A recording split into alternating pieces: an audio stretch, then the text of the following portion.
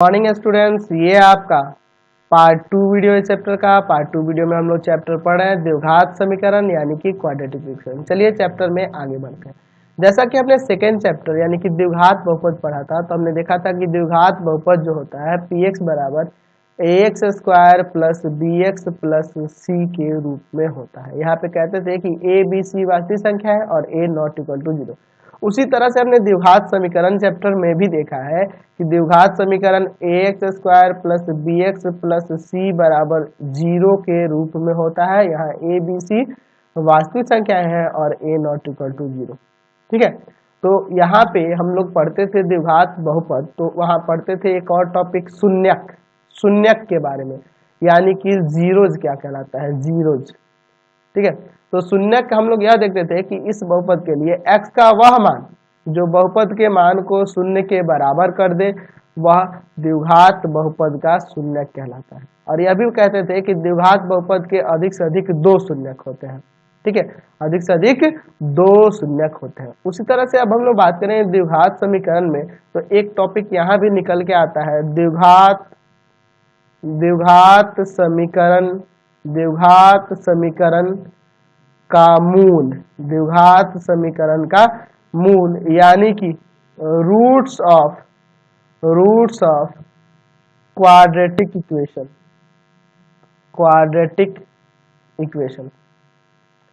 Roots of quadratic equation. तो इसकी परिभाषा ऐसे लिख सकते हैं कि x का वह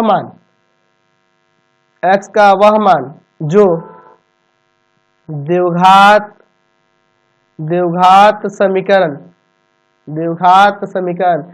ax square plus bx plus c बराबर 0, ax square plus bx plus c बराबर 0 को संतुष्ट करता हो द्विघात समीकरण का मूल कहलाता है।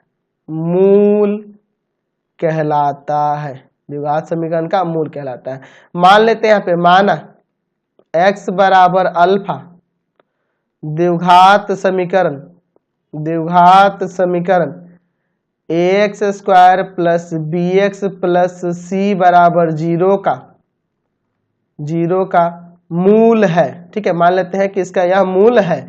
तो अगर यह इसका मूल है ना, तो इसको यह संतुष्ट करेगा। कहने का मतलब, तो यह लिख सकते हैं कि a alpha square plus b alpha plus c बराबर 0 होगा। ठीक है, इसको संतुष्ट करेगा क्योंकि यह इसका एक मूल है, इसलिए इस द्विघात समीकरण को यह संतुष्ट करेगा। समझ में आया द्विघात समीकरण का मूल क्या होता है। तो यहाँ हमने देखा द्विघात समीकरण का शून्य क्या होता है। तो जो द्विघात बहुपद का शून्य, तो हमने क्या देखा कि द्विघात बहुपद के मान को जो शून्य के बराबर कर दे वह द्विघात बहुपद का शून्य कहलाता है। और यहाँ पे द्विघात समीकरण का मूल क्या देखा कि x का वह मान जो इस समीकरण को संतुष्ट करा है, यानी समीकरण के मान को 0 के बराबर कर दे रहा है। एक ही बात आ रही है ना दोनों जगह से। तो यहाँ से हम लोग एक टॉपिक निकल के आती है। तो यहाँ पे आप इस तरह से भी लिख सकते हैं कि किसी द्विघात बहुपद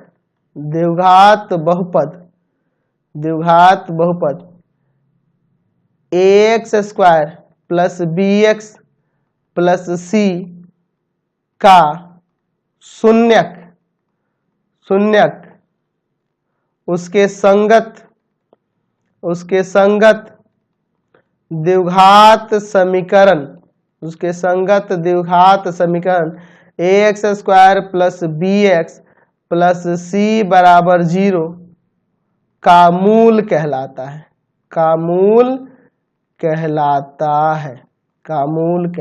समझ में आया ना। यहाँ से यहाँ देख रहे हैं कि यहाँ देखिए बहुपद की परिभाषा हमने देखा, बहुपद में देखा कि किसी द्विघात बहुपद का शून्यक x का वह मान है जो इस द्विघात बहुपद के मान को शून्य के बराबर कर दे। ठीक है, तो वह उसका शून्यक होता है।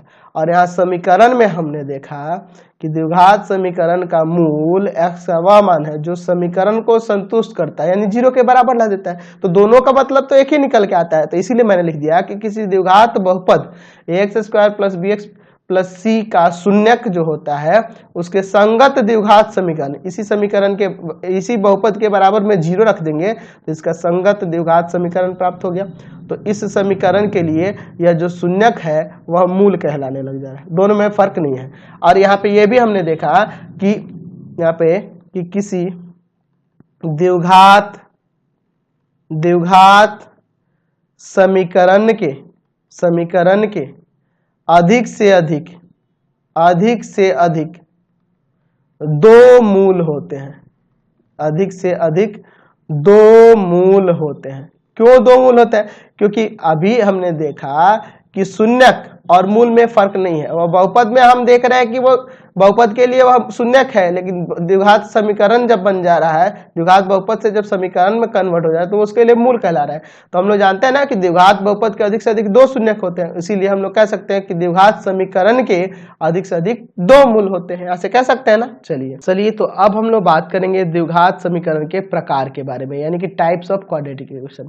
तो द्विघात समीकरण दो प्रकार के होते हैं, एक शुद्ध द्विघात समीकरण जिसे प्योर क्वाड्रेटिक इक्वेशन कहेंगे, और दूसरा होता है मिश्रित द्विघात समीकरण, डिफेक्टेड क्वाड्रेटिक इक्वेशन। तो यह दो प्रकार के होते हैं। तो चलिए एक एक करके दोनों के बारे में समझा जाए। तो पहला देख रहे हैं शुद्ध द्विघात समीकरण। तो जिस द्विघात समीकरण में चर x का एक घात वाला पद नहीं हो, चर x के एक घात वाला पद नहीं हो, उसे शुद्ध द्विघात समीकरण कहते हैं। जैसे मान लो ax² + c = 0 के रूप में हो। यहाँ देख रहे हैं ना, इसमें से bx गायब है। क्यों गायब है? क्योंकि यहाँ लिखे हैं कि जिस द्विघात समीकरण में चर x के एक घात वाला पद यही गायब हो जाएगा, उसे हम लोग शुद्ध द्विघात समीकरण कहते हैं। जैसे इसके एग्जाम्पल की बात करें तो हो जाएगा 2x² - 8 = 0, हो सकता है कि नहीं। और दूसरा ऐसे भी लिख सकते हैं, दूसरा आपका हो सकता है x² - 9 = 0। एक्चुअल में अगर यहाँ x² + 9 लिखे तो यह भी आपका शुद्ध द्विघात समीकरण ही है, लेकिन इसको अभी हल करना आप नहीं सीखोगे। क्योंकि अगर इसको हल करने के लिए बात करें, आप लोग ऐसा कोई मान बता सकते हो, देखो यहाँ प्लस वाले में गड़बड़ क्या हो जा रहा है, x का कोई ऐसा मान बता सकते हो जिसको रखने पर इसको संतुष्ट करने लगे, चाहे प्लस में हो चाहे माइनस में। आप 3 प्लस का रखो 9 हो जाएगा प्लस का, माइनस का भी 3 रखोगे तो स्क्वायर करके प्लस में हो जाएगा।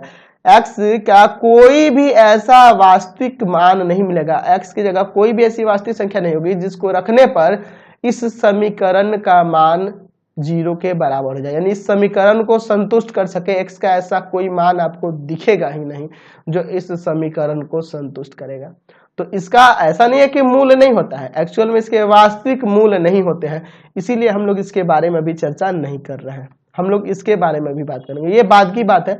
यह भी आपका एक शुद्ध द्विघात समीकरण है, लेकिन इसका मूल वास्तविक नहीं होगा, इसलिए इसके बारे में बाद में हम लोग चर्चा करेंगे। पहले यहाँ देखिए, तो शुद्ध द्विघात समीकरण में क्या हो गया कि चर x के एक घात वाला पद गायब रहता है, उसे शुद्ध द्विघात समीकरण कहते हैं। अब इसको हल करने की विधियों की बात करें तो यहाँ लिख सकते हैं कि शुद्ध द्विघात समीकरण के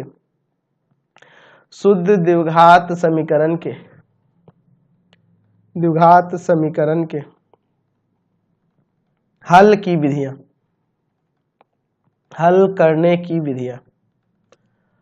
करने की विधियां। तो इसको हल करने की दो विधियां, मुख्य रूप से दो विधियां है। पहली विधि जो कहलाती है वह कहलाता है वर्गमूल विधि,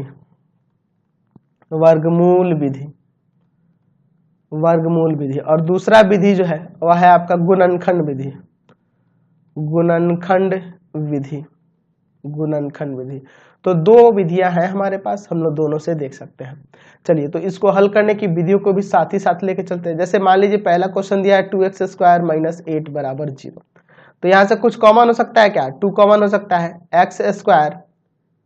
x² माइनस में, यहाँ देखो कॉमन भी कर सकते हैं, कोई दिक्कत नहीं है, और नहीं भी करेंगे तो कोई दिक्कत नहीं। अगर मान लो यहाँ कॉमन नहीं करना चाहते हो तब भी कोई दिक्कत नहीं है, सीधे इस 8 को उधर भेजो। हम लोग पहले वर्गमूल विधि से देख रहे हैं। 2x² बराबर में 8, इसको ले जाएंगे भाग में, तो x² बराबर होगा 8/2, कट जाएगा यहाँ से 4, स्क्वायर जाएगा तो रूट में लगेगा ना, रूट लगते ही प्लस माइनस का चिन्ह लगेगा, यानी कि यहाँ से प्लस माइनस 4 का रूट क्या होता है 2। ठीक है, तो x का मान 2 आ गया, एक आ गया प्लस का 2 और एक आ गया माइनस का 2। आप देख लो अगर 2 को भी यहाँ रखोगे तो 2 का स्क्वायर 4, 4 दूना 8, 8 में 8 गया 0, समीकरण को संतुष्ट कराए। -2 भी रखोगे, -2 का स्क्वायर +2 ही होगा, यहाँ भी 8 आएगा, 8 में से 8 गया 0। तो यह दोनों मान इस समीकरण को संतुष्ट कर रहा है, यानी कि यह इसके मूल हुए और ये आपके हल करने की विधि हो गई। तो यह वर्गमूल विधि हो गई। इसी क्वेश्चन को हम लोग गुणनखंड विधि से देखते हैं। 2x² - 8 = 0।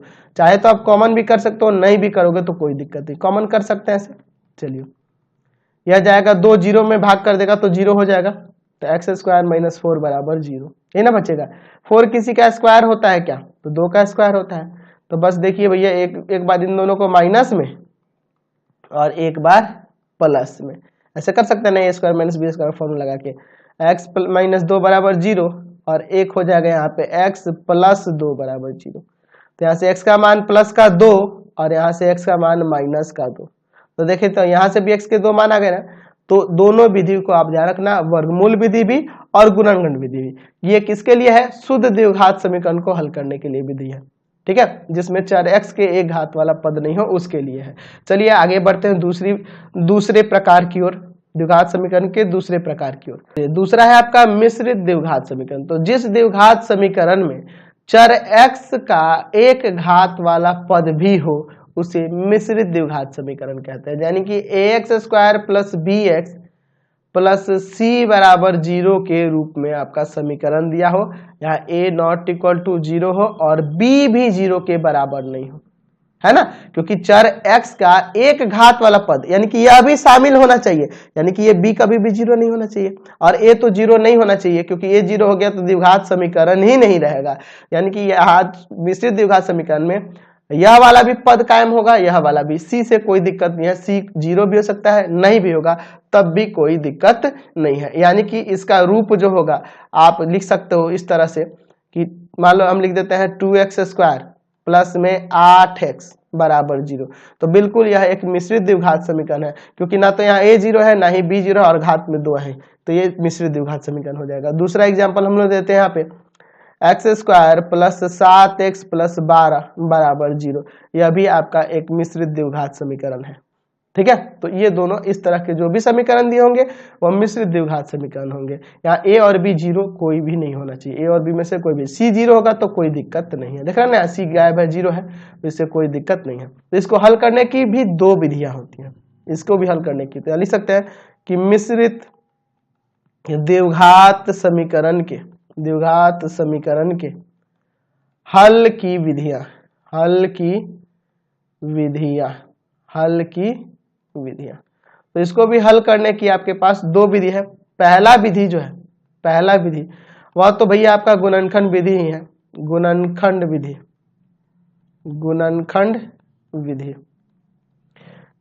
विधि। और दूसरी विधि वह होती है पूर्ण वर्ग विधि। तो दोनों विधि से क्वेश्चन को देखा जाएगा। पहले हम लोग समझ लेते हैं गुणनखंड विधि से। जैसे पहला ही क्वेश्चन है, दिया है 2x² + 8x = 0। ठीक है, इसको गुणनखंड विधि से बनाने के लिए ध्यान रखना, जब कांस्टेंट वाला टर्म गायब होगा तो सिंपल आपको कॉमन करना है। 2x कॉमन करो तो x बचेगा, यहाँ पे 4 बचेगा। चलिए अलग अलग कर दो, यहीं से 2x = 0 और x + 4 = 0। तो x = 0/2 मतलब कि 0 आ जाएगा और x = -4। यहाँ से हम लोग दो मूल निकाल लिए। ठीक है, अच्छा इस क्वेश्चन को भी गुणनखंड विधि से अगर हम बना कर देखें, पूर्ण वर्ग विधि के बारे में अभी आगे चर्चा करेंगे, पहले इसको हम लोग समझ लेते हैं इसी विधि से, गुणनखंड विधि से। तो इसके प्रोडक्ट करेंगे, इससे गुना करेंगे तो 12x² आएगा। बीच वाले को फैक्टर करना होता है ना, ऐसे दो भाग में तोड़ेंगे ताकि ऐड करने पे या जो भी है सिंप्लीफाई करने पे 7x आ जाए और इंटू करने पे 12x², यानी इनके गुणनफल के बराबर आ जाए। तो x² प्लस में 4x प्लस में 3x और प्लस में 12 = 0। ये तो सबको पता है गुणनखंड। ऐड कर दिए तो 7x और गुना होगा तो 12x² आ जाएगा ना इनके गुणनफल के बराबर। चलिए कॉमन करो दो में, x कॉमन होगा, x + 4 बचेगा, प्लस इन दोनों में से 3 कॉमन करो तो x + 4 बचेगा। दोनों ब्रैकेट में एक जैसा आ गया ना, x + 4 को कॉमन कर लो। ठीक है, यहाँ x बच जाएगा और यहाँ पर 3 बच जाएगा। बराबर में 0। समझ गए ना। चलिए यहाँ से अलग अलग करोगे तो हो जाएगा आपका x प्लस 4 बराबर 0 और x प्लस 3 बराबर 0। तो यहाँ से x बराबर माइनस का 4 आ जाएगा और यहाँ से x बराबर माइनस का 3 आ जाएगा। तो यहाँ से भी हमने इसके दो मूल निकाल लिए। ठीक है, अब बात करेंगे पूर्ण वर्ग विधि। तो पहले पूर्ण वर्ग विधि होती क्या है उसको समझ लेते हैं, फिर हम लोग इस पर क्वेश्चन बनाना सीखेंगे। चलिए तो देखते हैं हम लोग पूर्ण वर्ग विधि। पूर्ण वर्ग विधि, पूर्ण वर्ग विधि यानी कि completing square method, completing square method, completing square method यानी कि पूर्ण वर्ग विधि। चलिए इसको हम लोग समझते हैं। ठीक है, अच्छा जैसे हम लोग जानते हैं कि द्विघात समीकरण जो होता है वह ax square plus b x plus c बराबर 0 के रूप में होता है और यहाँ a नॉट इक्वल टू 0 होता है। ठीक है, एक द्विघात समीकरण है, यहाँ लिख देते हैं द्विघात समीकरण है, द्विघात समीकरण है। ठीक है, चलिए तो यहाँ पे लेते हैं ax square plus b x plus c बराबर में 0। हमारे पास एक द्विघात समीकरण दिया है। तो पूर्ण वर्ग विधि में सबसे पहले क्या करना होता है कि x स्क्वायर के साथ जो गुना में संख्या होगा उसको हटाना होगा, यानी इस a को हटाना है। ठीक है, तो a को हटाना होगा। कैसे हटाएं भैया, तो a हटाने के लिए हम लोग लिखेंगे कि दोनों तरफ a से भाग देने पर, a से भाग देने पर, दोनों तरफ a से भाग देने पर। ठीक है, अच्छा देखिए कभी क्वेश्चन बनाते समय ना अगर यहाँ a किसी का स्क्वायर हो यानी कि यहाँ 4 हो 9 हो तो हटाने की जरूरत नहीं पड़ती है, बिना हटाए भी काम हो जाता है। दोनों तरफ a से भाग देंगे तो ax स्क्वायर बटा में a प्लस b बटा ax प्लस में c बटा a बराबर में 0 बटा a। देखो a से a तो कट जाएगा, बच जाएगा आपका x स्क्वायर प्लस में b बटा ए एक्स और प्लस c बटा a बराबर में 0 बटा a 0 हो जाएगा। इसको उधर भेज देते हैं कांस्टेंट को, ध्यान रखना हमेशा। एक्स स्क्वायर प्लस b बटा ए एक्स बराबर में माइनस का c बटा a। ठीक है, चलिए अब आगे देखो इसके बाद क्या करते हैं। अब यहाँ हमें फॉर्मूले पे इसको सेट करना होगा। कौन से फॉर्मूले पे, तो a प्लस बी के होल स्क्वायर पे सेट हो जाए, यानी कि a square plus 2ab plus b square के फॉर्म में आ जाए, या a माइनस बी के होल स्क्वायर पे हो जाना चाहिए। a square minus 2ab plus b square, इन दोनों में से कोई भी फॉर्मूले पे ये सेट हो जाना चाहिए, तभी यह पूर्ण वर्ग विधि से क्वेश्चन बनेगा। चलिए तो देखो कैसा नियम है इसका। एक्स स्क्वायर को पहले लिख दिया, ठीक है, प्लस 2ab के फॉर्म में चेंज करना, यहाँ प्लस है यानी कि पहले वाले फॉर्मूले पे आएगा, प्लस 2 इंटू ए के जगह पे x है ना, देख रहे हो ना ए स्क्वायर है यानी एक्स स्क्वायर है तो ये ए इसको मानेंगे, तो 2 इंटू एक्स इंटू बी की जगह क्या लिखेंगे b बटा 2a, क्योंकि दो ऊपर गुना किए हैं तो 2 से भाग भी करना होगा ताकि आप वापस में अगर इसको काटना चाहें तो फिर आपका ऊपर वाला ही आ जाए। तो देखो ए स्क्वायर प्लस 2 इंटू ए की जगह x है और इंटू बी बटा 2a है ना, 2 से इसमें गुना किए इसलिए 2 से भाग किए ताकि काटने पे फिर वापस आपका क्वेश्चन ही आ जाए। तो ए स्क्वायर प्लस 2ab और इसी का स्क्वायर जोड़ना होगा तभी ना फॉर्मूले पे सेट होगा। तो यहाँ b बाई 2a का स्क्वायर LHS में जोड़ देंगे और यही काम RHS में भी दोहराएंगे, b बटा 2a का होल स्क्वायर जोड़ दिए। तो जोड़ने से ये फायदा होगा कि अगर इसको काटोगे तो फिर वापस आपका क्वेश्चन ही आ जाएगा। तो LHS में जोड़े हैं तो RHS में भी जोड़ेंगे ताकि वो बैलेंस हो जाए। तो यहाँ से यहाँ फॉर्मूला बन गया x प्लस b बटा 2a का होल स्क्वायर और बराबर में देखो यहाँ क्या हो जाएगा b स्क्वायर बटा में 4a स्क्वायर माइनस का c बटा a। चलिए अब एलसीएम लेते हैं और इसको सॉल्व करते हैं। तो x प्लस b बटा 2a का होल स्क्वायर बराबर में एलसीएम लेंगे तो क्या होगा 4a square b square minus इसमें से भाग करोगे 4a जाके c में गुणा करेगा तो 4ac आ जाएगा, यही ना आएगा आपका, है ना। अब इस स्क्वायर को उधर रूट में भेज देते हैं तो x प्लस b बटा 2a बराबर में हो जाएगा root under b square minus 4ac बटा में 4a², तो प्लस माइनस भी लगेगा। x बराबर हो जाएगा यहाँ से माइनस का b बटा 2a, प्लस वाला उधर आके माइनस में, plus minus root under b square minus 4ac, और नीचे देखो 4 जो होता है 2 का स्क्वायर होता है और a स्क्वायर 1 का स्क्वायर हो जाएगा। ठीक है, तो ये रूट से बाहर निकल गया। अब यहाँ से एलसीएम ले लेते हैं, तो x बराबर आ गया 2a, यहाँ होगा minus b plus minus root under b square minus 4ac। तो यह जो प्राप्त हुआ यह x का मूल प्राप्त हो गया, x के दो मान आ गए, देख रहे हैं ना, एक बार प्लस में है minus b plus root under b square minus 4ac by 2a, और एक हो जाएगा x बराबर minus b minus root under b square minus 4ac बटा 2a।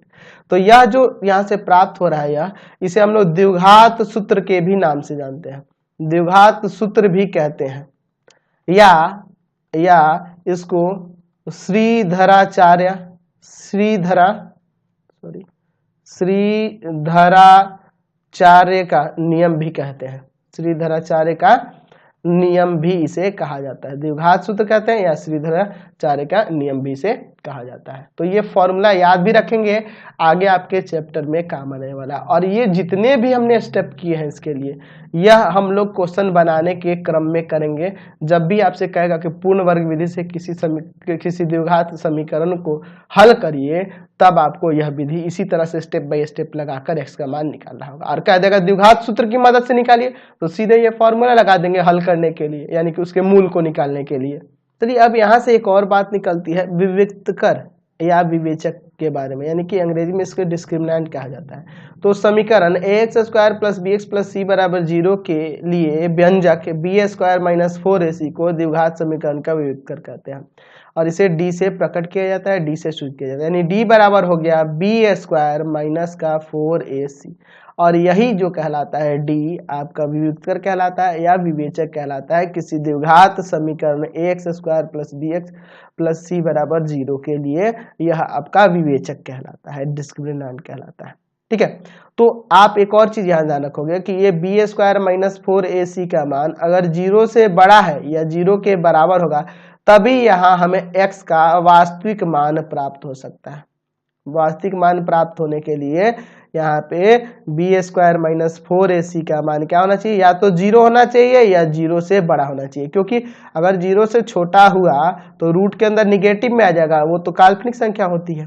ठीक है, तो वास्तविक मान प्राप्त होने के लिए बी स्क्वायर माइनस 4ac का मान 0 से बड़ा या 0 के बराबर होना चाहिए। यानी कि यहाँ से एक और फॉर्मूला आ गया आपका, x बराबर माइनस बी प्लस माइनस, इसको क्या लिख सकते हैं, रूट डी बटा में 2a, क्योंकि B square minus 4ac D के बराबर होता है, तो यहाँ से यह भी फॉर्मूला लगा सकते हैं। ठीक है, तो यह तभी वास्तविक मान प्राप्त होते हैं जब बी स्क्वायर माइनस 4ac का मान 0 से बड़ा हो या 0 के बराबर है। आगे इसमें और भी चर्चा करने वाले हैं अगले एक्सरसाइज में, मूलों की प्रकृति के बारे में, नेचर के बारे में, तो वो चीजें बाद की है। अभी जितना हमें यूज है एक्सरसाइज में हल करने की विधियों से लेकर, उसको समझना जरूरी था। तो यही थे आपके टॉपिक्स। चलिए, तो एक क्वेश्चन हम लोग पूर्ण वर्ग विधि से भी बनाकर देख लेते हैं। जैसे हमने बनाया था एक क्वेश्चन गुणनखंड विधि से, x square plus 7x plus 12 बराबर 0 को। अब इसे हम लोग पूर्ण वर्ग विधि से बनाते हैं। तो पहला भैया यहाँ पे एक्स स्क्वायर के साथ इंटू में कुछ नहीं है, तो भाग देने की जरूरत नहीं है। पहले आप काम करो, कांस्टेंट को उधर भेज दो। चलिए, कांस्टेंट को उधर भेज दिए, माइनस का 12 हो गया। अब देखो यहाँ पे फॉर्मूले पे सेट करना होगा, तो x square plus 2 into x into 7/2, 7 से गुना किए 7 से भाग किए, तो ए स्क्वायर प्लस 2 इंटू ए इंटू बी, और 7/2 का स्क्वायर इधर भी जोड़ेंगे और उधर भी जोड़ देंगे। ठीक है, और माइनस का 12, तो यहाँ से ये फॉर्मूला हो गया x प्लस 7/2 का होल स्क्वायर, इधर 7 का स्क्वायर 49, 2 का स्क्वायर 4, माइनस का 12, तो x प्लस 7/2 का होल स्क्वायर बराबर, उधर एलसीएम लेते हैं, 4 49 माइनस 48, तो x प्लस 7/2 का होल स्क्वायर बराबर में हो जाएगा 1/4, तो स्क्वायर को उधर रूट में भेज देते हैं, है ना, तो प्लस माइनस भी लग जाएगा, तो x प्लस 7/2 बराबर में हो जाएगा प्लस माइनस रूट अंडर 1/4, तो x प्लस 7/2 इक्वल टू में आ जाएगा प्लस माइनस 1/2, इसको ले जाते हैं उधर माइनस का हो जाएगा, x बराबर माइनस का 7/2 प्लस माइनस 1/2। चलिए यहाँ पे एलसीएम लेते हैं, तो यहाँ से x बराबर हो जाएगा 2 माइनस का 7 प्लस माइनस 1। चलिए तो यहाँ से दो मान हो जाएगा, x बराबर माइनस का 7 प्लस 1/2 और x बराबर माइनस का 7 माइनस 1/2। तो x बराबर हो जाएगा यहाँ से माइनस का 6/2 और x बराबर माइनस का 8/2। तो ये कट जाएगा 3 बार में, ये कट जाएगा 4 बार में। तो दो आंसर आ गए, एक माइनस का 4 और एक ये माइनस का 3। पिछले क्वेश्चन में भी यही आया था ना, तो यही थी पूर्ण वर्ग विधि। तो इस तरह से हम लोग क्वेश्चन को आगे एक्सरसाइज में बनाने वाले हैं, जिससे कहेगा जौन सी विधि से कहेगा उससे हम लोग क्वेश्चन को बना देंगे, हल कर देंगे, उसके मूल निकाल देंगे। तो इस वीडियो को हम लोग यहीं पे एंड करते हैं। नेक्स्ट पार्ट में आगे हम लोग एक्सरसाइज में पढ़ेंगे, तब तक के लिए इस वीडियो को यहीं पे एंड कर देते हैं। Thanks for watching the video. और प्लीज आप एनसीईआरटी, भारती भवन, केसी सिन्हा जो भी रिलेटेड वीडियो देखना चाहते हैं सीधे डिस्क्रिप्शन में जाएंगे, पूरे बुक का लिंक दिया हुआ है। Thanks for watching the video और प्लीज वीडियो को लाइक शेयर करना नहीं भूलेंगे।